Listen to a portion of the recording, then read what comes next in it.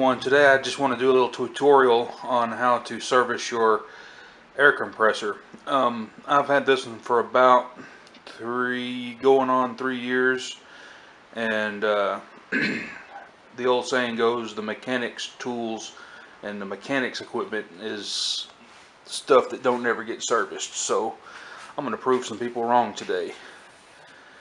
But what I'm going to do, I know it's got probably too many hours on the oil change. I've never changed the oil in it yet, but as you can tell, if I can get in there close, there's the sight glass, and it has an upper and a lower level, and then there's the dot in the middle. I like to keep my oil on the, the upper end of that spectrum, but going out of focus, ain't it? And if you can read that or not, I hope you can. It says to use a non-detergent 30 weight, or you can use a full synthetic 10W30.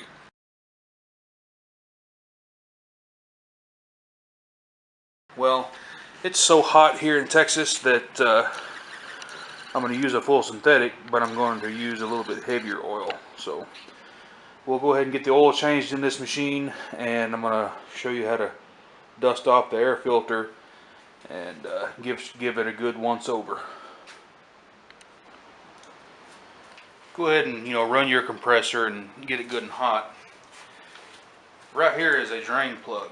However, in my experience, I've always just, if you take that plug out, there's no way to put a catch lip pan under here to catch the oil or nothing like that.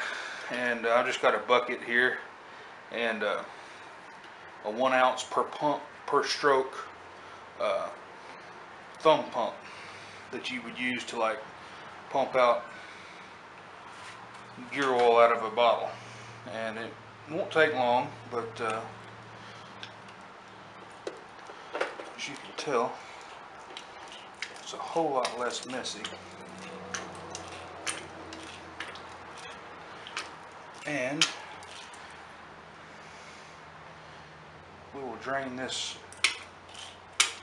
tank or this crankcase in pretty short order.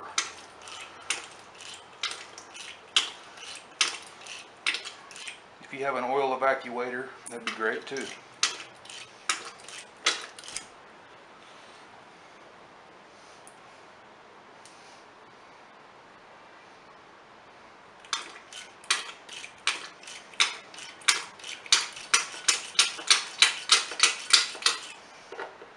Just about all she wrote right there.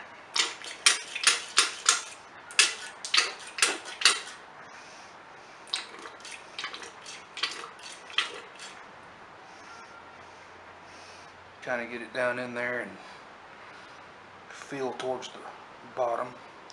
Make sure you're all the way down at the bottom.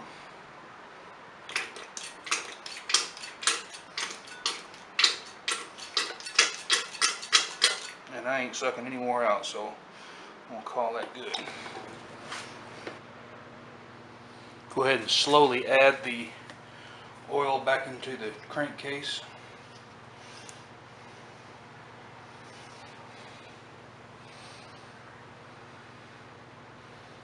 I'm using a 15W40 Royal Purple Synthetic.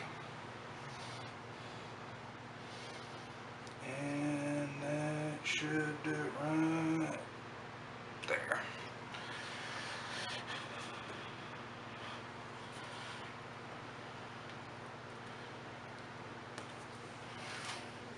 Right at the top, and this oil looks already dirty, doesn't it? Well, that's just the characteristics of Royal Purple. Once that dye wears off, the oil will be just crystal clear.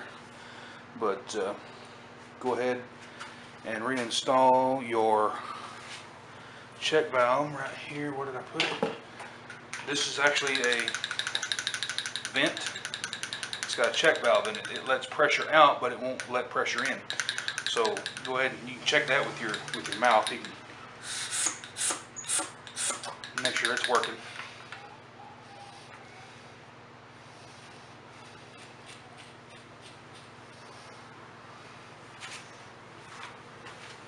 Next thing you want to do is you can take the air filter off and inspect it.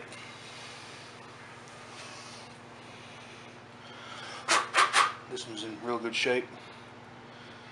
I'll probably replace it next time I service it. It's just a twist lock feature. This is actually an aftermarket air filter that I put on there. I'm going to tell you a little story of what happened. I actually bought this air compressor because I had to do some major engine work on my wife's Blazer.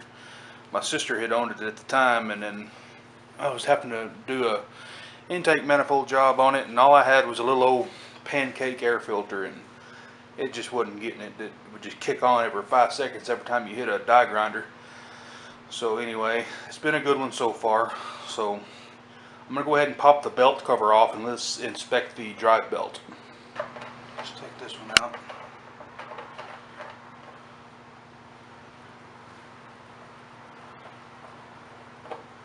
If our memory serves me right, I had this compressor for about 2 months, and this thing just, it started rattling like the rod was knocking. And of course I called the 1-800 number, and they said, well, you have to bring it up to the store and you have to wait 6 weeks and to get it fixed. I was like, nah. I said, just forget it. So I hung up the phone. So I took the belt cover off like this, and what I found, I'm not knocking anything, and don't scream at me for my ingenuity here, but if you can see that bolt right there, it had just a cap screw in there, or an Allen headed screw, and it was loose as a goose, and this pulley was just wobbling on the crankshaft. Well, it had wallowed out the screw to where I couldn't tighten it. I guess it peened it over. So I took the pulley off, took the screw out, and I ran me a tap down in the hole and cleaned the threads up to the next larger size. And I couldn't find a metric cap screw that size, so I just ran a bolt in there, and it's been in there for almost 3 years, so it's good to go. Basically what you want to do is just inspect the belt. You know, you want ½ inch of deflection on the tightness of it, and just inspect it all the way around. This is a good point now to where you want this thing unplugged. I probably should have said that in the beginning. Always unplug this thing before you start working on any kind of electric equipment. Just inspect it all the way around and make sure there's no cracks, no gouges, no war spots, burn spots. But other than that, it's been a real good air compressor. I bought it at Home Depot, so it's one of those El Cheapo Chinese Huskee brands, but they stand behind their product, so obviously they would have fixed it for me, but it was just taking too long. I needed it. But this, like I said a while ago, this is not the original air filter. When I loaded it up in the truck to carry it over to my sister's house to work on a car, we tilted it and broke the air filter off. It was the air filter actually, this one actually unscrews. And the factory one, you'll look right here, had 2 screw holes. I'll just take you off the tripod so you can see. And the plastic air filter with a foam element, it was square. But when I took that off of there to order me a new one, I noticed that it was threaded. So I just went to Home Depot in their rental yard and just bought one that they had in stock for their equipment. I think it was like $12. And I made sure the CFMs were correct so it wouldn't, starve itself for air. But anyway, it's been on there forever, so. Okay, folks, well, if you have any questions on how to inspect and, work on an air compressor, let me know. More Medic 1. Y'all have a great day.